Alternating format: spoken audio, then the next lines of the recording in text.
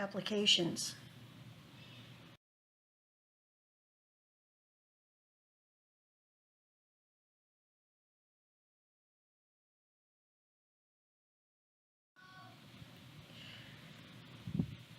A rational equation or inequality has at least one variable in the denominator.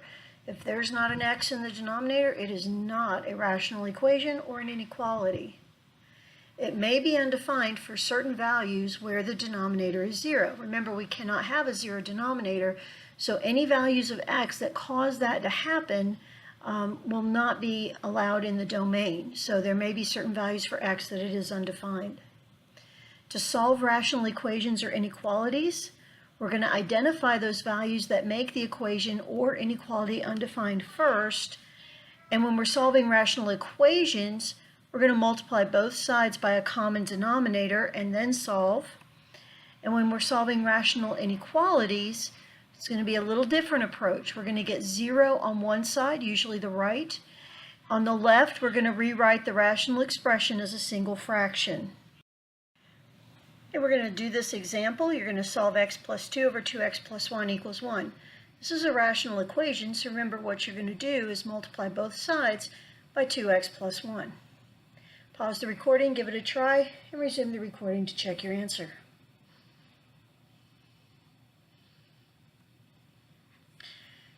Now, first of all, notice that the expression is undefined for x equals negative 1/2. How you discover that is you set 2x plus 1 equal to 0 and solve for x, and you get negative 1/2.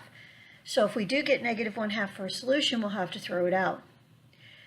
Multiplying both sides by 2x plus 1, we get x plus 2 equals 2x plus 1, and then solve for x, and you get 1. Graphically, you can rewrite it as x plus 2 over 2x plus 1 equals minus 1 equals 0. Make that y1, and then find where it crosses the x-axis, and you see that it does so at x equals 1. Okay, this one's a little more complicated. Look for the lowest common denominator. That's what you're going to multiply everything by. But first, define those numbers that for x that we cannot allow, that cannot be in the domain. Pause the recording, give this a try, and resume the recording to check your answer.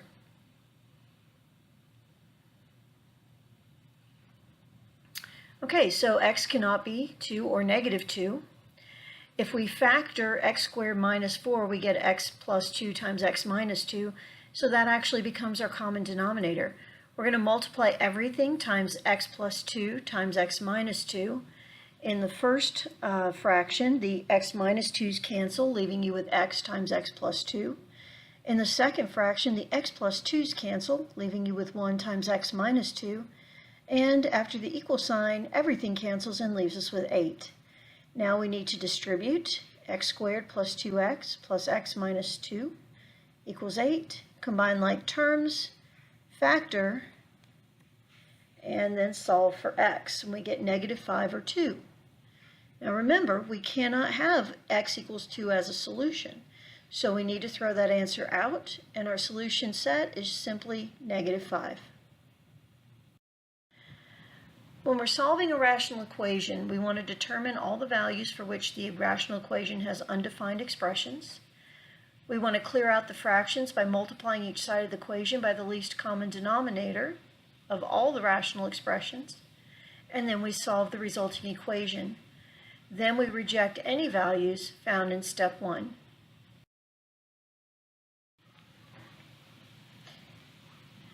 Now we're going to try solving a rational inequality analytically. Remember, the first thing that we're going to want to do with this is we want to get everything on the left side and 0 on the right. And then we want to combine everything that's on the left side into one fraction. We also need to determine what values of x cannot be allowed in the domain. Pause the recording and give this a try, and resume the recording to check your answer.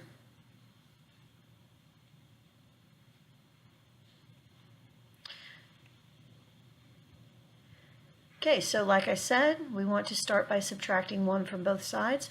Incidentally, solving the bottom, we get that x cannot be negative 1/2. We subtract 1 from both sides, and we want them to have a common denominator, which will be 2x plus 1. So 1 becomes 2x plus 1 over 2x plus 1. Now we're going to combine the numerators. Remember, with fractions, you get a common denominator to add or subtract, but you don't change that denominator once you've gotten it. Also remember, we've got a minus in between here, and that's not only going to affect the 2x, but also the 1. And so when we write that as a single fraction, and then we combine like terms, we end up with negative x plus 1 over 2x plus 1 is less than or equal to 0. To determine the sign, we're going to solve the equations. First of all, negative x plus 1 equals 0 and 2x plus 1 equals 0. We're going to get 1 and negative 1/2. We're going to do what we did with inequalities in the previous chapter. We're going to make a little number line, and we're going to put those two numbers on it. We have negative 1/2 and 1. What they're showing you here is what you get when you put numbers in those regions into the top and the bottom.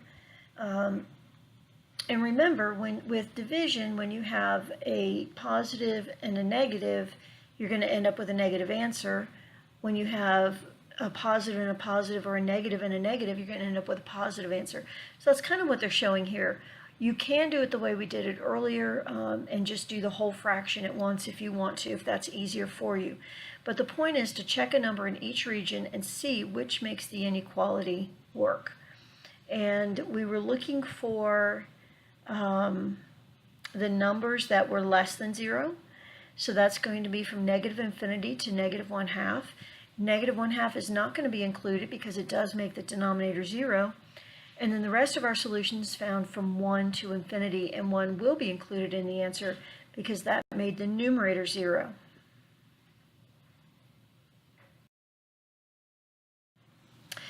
Graphically, we can let y1 be x plus 2 over 2x plus 1 minus 1.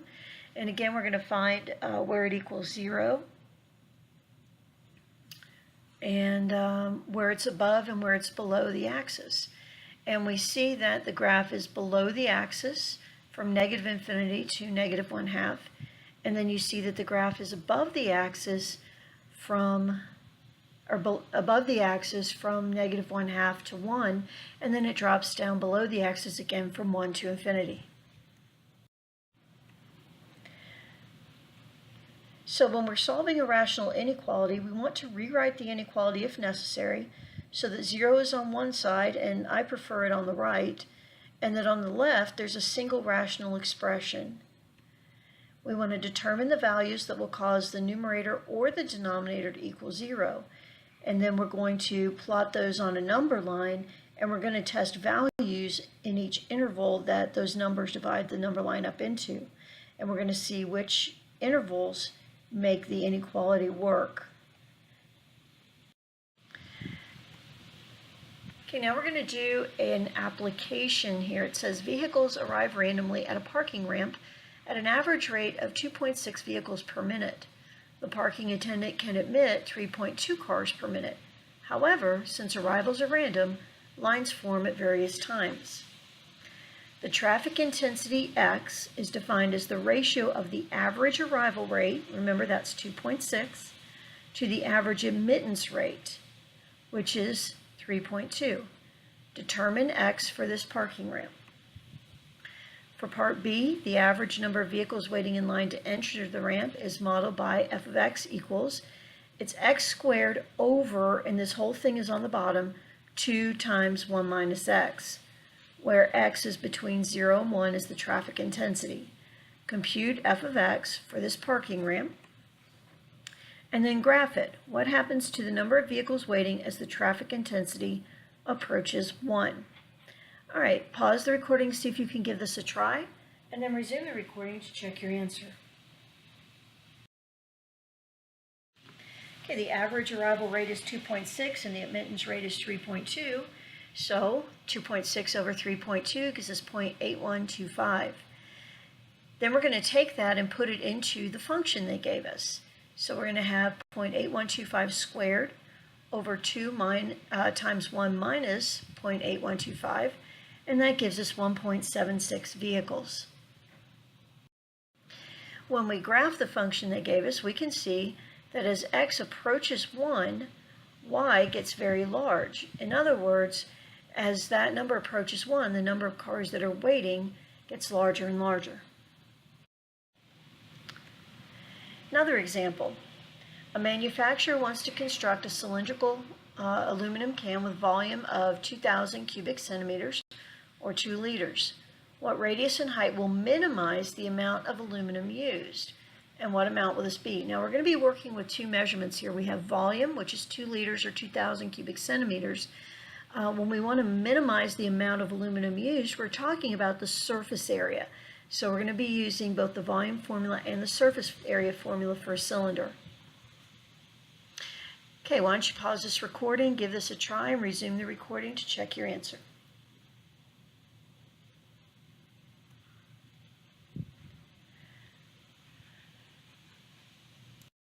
Okay, like we said before, we're going to be working with two formulas here. We have two unknowns. We're looking for the radius and the height. To minimize the amount of aluminum, we need to minimize the surface area. So volume is pi x squared h, or pi r squared h.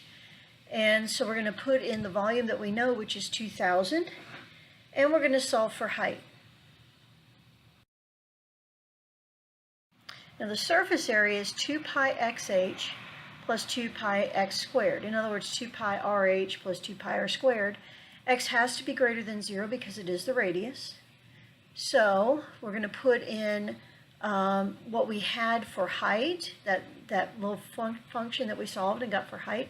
We're going to put that in place of h. Just the easiest thing to replace because you're not squaring it, you're only having it in there one time. What that does is it takes us from a formula with two variables to a formula with one variable, which we can solve. Go ahead and put that in, multiply and cancel where you can. And then we get 4,000 over x plus 2 pi x squared. Giving them the common denominator, we have 4,000 plus 2 pi x cubed over x. When we graph that, we find that the minimum value for x is about 6.83 centimeters. And then putting that in with the height, solving for height, we get 13.65 centimeters. So the minimum amount of aluminum, putting both of those into the surface area formula, or actually we can just read that off the graph, is 878.76 cubic centimeters. Now, inverse variations, we've done these before. It says let x and y denote two quantities and n be a positive number. Y is inversely proportional to the nth power of x, or y varies inversely as the nth power of x, if there exists a non-zero number k such that y equals k over x to the n. Okay, we've done inverse variation before, and it was always y equals k over x. Or I think one of our books had y equals a over x. Either way, it was always y equals some number divided by x. Now what we're doing is putting a little bit of a twist on it by giving x a power. But other than that, it's really the same idea. If y is k over x, then y is inversely proportional to x, or y varies inversely as x. Now we're going to use what we just talked about to do a problem involving the intensity of light. It says the intensity of light I is inversely proportional to the second power of distance. This equation, I equals k over d squared, models the phenomenon. At a distance of 3 meters, a 100-watt bulb produces an intensity of 0.88 watts per square meter. Find the constant of variation k and determine the intensity of the light at a distance of 2 meters. You have two tasks here. The first is to use the distance of 3 meters and the intensity of 0.88 to find k. Once you find k, you're going to use that and the equation, and you're going to find the intensity of the same light bulb at a distance of 2 meters. Pause the recording, give this a try, and resume the recording to check your answer.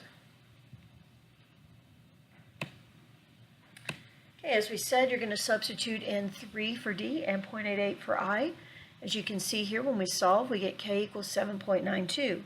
Now we're going to use I equals 7.92 over d squared, and we're going to put in 2 for our distance.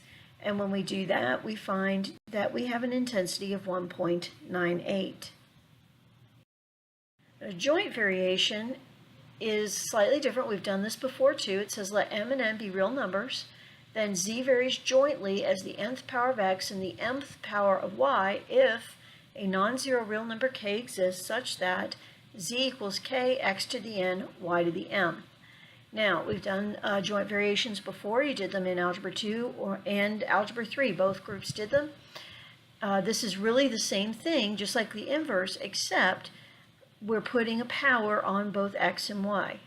One book, I can't remember if it was Algebra 2 or 3, had z equals kxy. The other one had z equals axy. This is the exact same idea, except now we're involving power. Now we're going to solve a problem involving combined variation. And combined variation is when you're putting the direct and the inverse together. So let's see if we can do this one. And again, this is something you've done before. It may involve powers, it may not, but you have done this before. The strength S of a rectangular beam varies directly with its width, W, and the square, there's our power, of its thickness, T, and inversely with its length, L. A beam that is 4 inches wide, 10 inches thick, and 120 inches long can support a load of 1,250 pounds. Determine how much a similar beam that is 3 inches long and 12 inches thick and 100 inches long can support. So what you're going to need to do is first write your equation for your variation. Then you're going to use the first bit of information they give you, the 4 inches, 10 inches, and 120, and the load of 1250. Find your constant K, and then use that with the 3, the 12, and the 100 to find the new weight that the beam can support. Pause the recording, give this a try, and resume the recording to check your answer.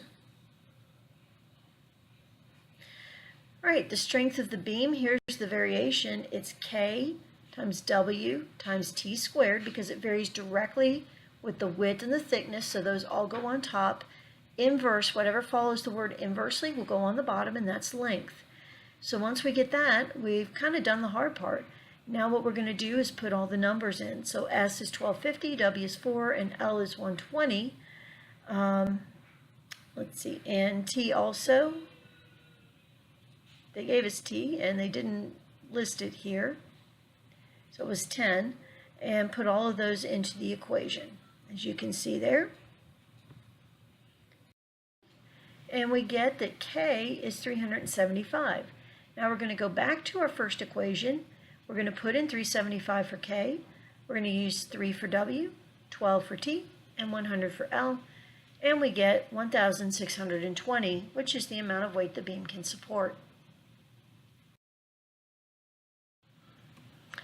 We're also going to be doing some rate of work problems. If one task can be completed in X units of time, then the rate of work is 1 over X task per time unit.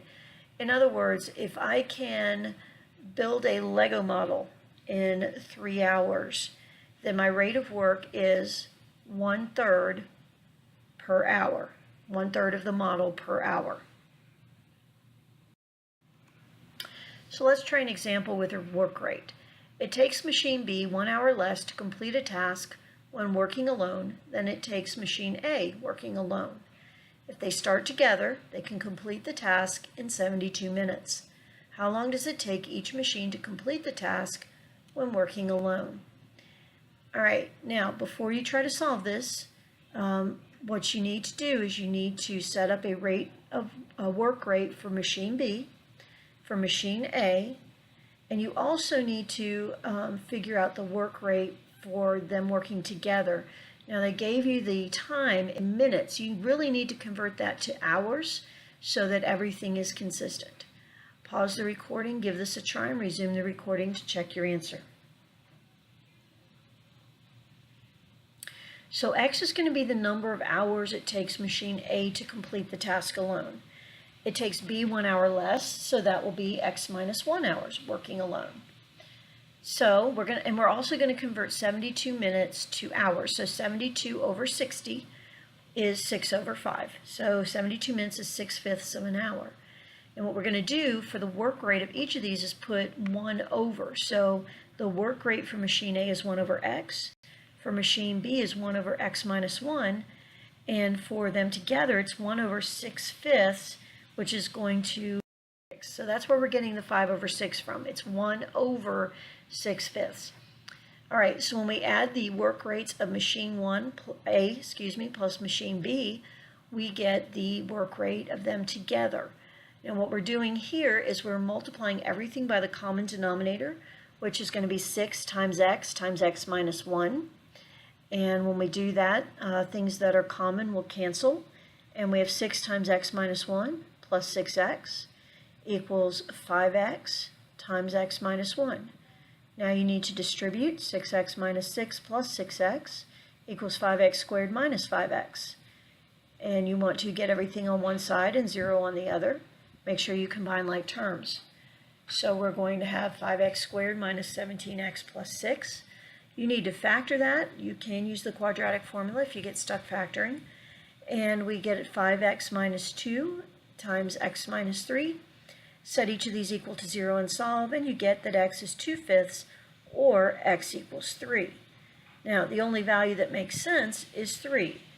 It takes machine A 3 hours to complete a task alone, then it takes machine B 2 hours to complete the task alone. If you're wondering why we throw out 2/5, remember, machine B takes 1 hour less. If you subtract 1 from 2/5, you get a negative number, and that just doesn't make sense for the problem. The rest of this is extra practice. So as you go through, pause the recording, give each problem a try, resume the recording to check your answer, and keep doing this until you reach the end of the recording.